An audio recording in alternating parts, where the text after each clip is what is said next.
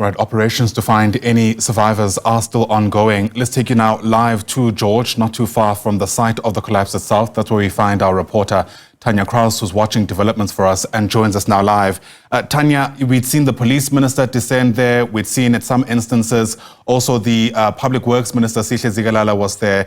Take us through what's taking place at the SAWA in anticipation of any kind of other visit from any senior officials. Good morning, Ayanda. We are close to the site, on the other side of the barrier where the community members are waiting to see what is happening.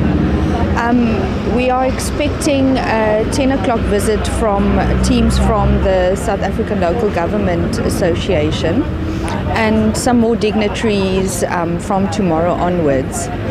But the numbers are still the same. The deceased is at 32. What we have received is that of the 32, 26 are males and 6 females.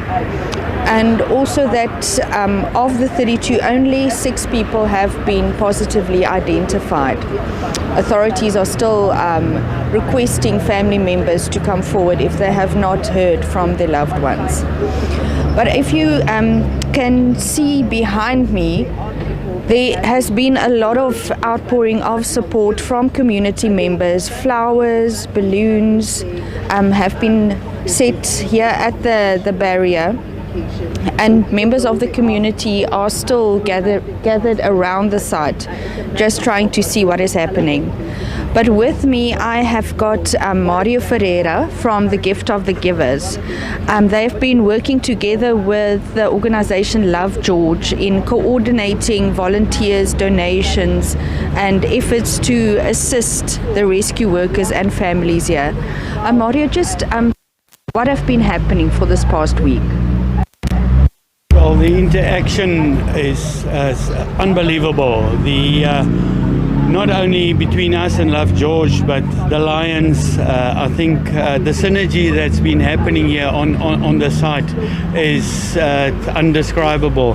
The most important, I'd like to make use of this opportunity, if it's okay, to thank the community of George, the communities nearby towns, the communities all over South Africa, communities international, that has actually just come forward and say, listen, here we are there to assist. It's been unbelievable. Everybody's talking about the community of George that is in grief at the moment, but they're there to support, and we thank each and every one. The restaurants that came forward and said, listen, we're here, we will supply meals, just talk to us. The churches that came forward that said, we'll prepare the meals. We've got, at stages, there was like very close to 1,000 people on the site, and everybody's been taken care for. So we're very grateful for the support of everybody out there. Thank you very much.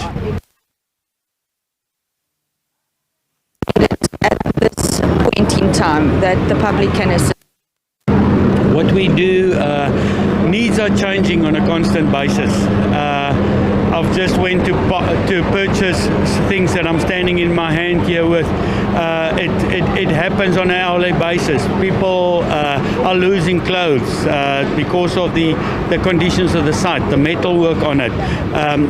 It's on an ongoing basis. We're trying to keep our stock levels at such a degree that we don't run short, but sometimes we don't have some of that. So if there's a way that they can support, I think to make it quick and easy for us, and always to make sure we've got the stuff available. If they can maybe go onto the Gift of the Givers website where they can donate, because we use that then to go purchase, like I just did, emergency stuff that's needed. Yes. Mario from Gift of the Givers, just taking us through the assistance and the wonderful help that the community of George has been giving. Right, Tanya Kraus, thanks very much indeed for that quick update. Of course, still heart-wrenching watching these families wait in great anticipation for any kind of miracle, quite frankly, at this point, around their loved ones who are possibly still alive underneath those rubbles, more than a week since the disaster took place.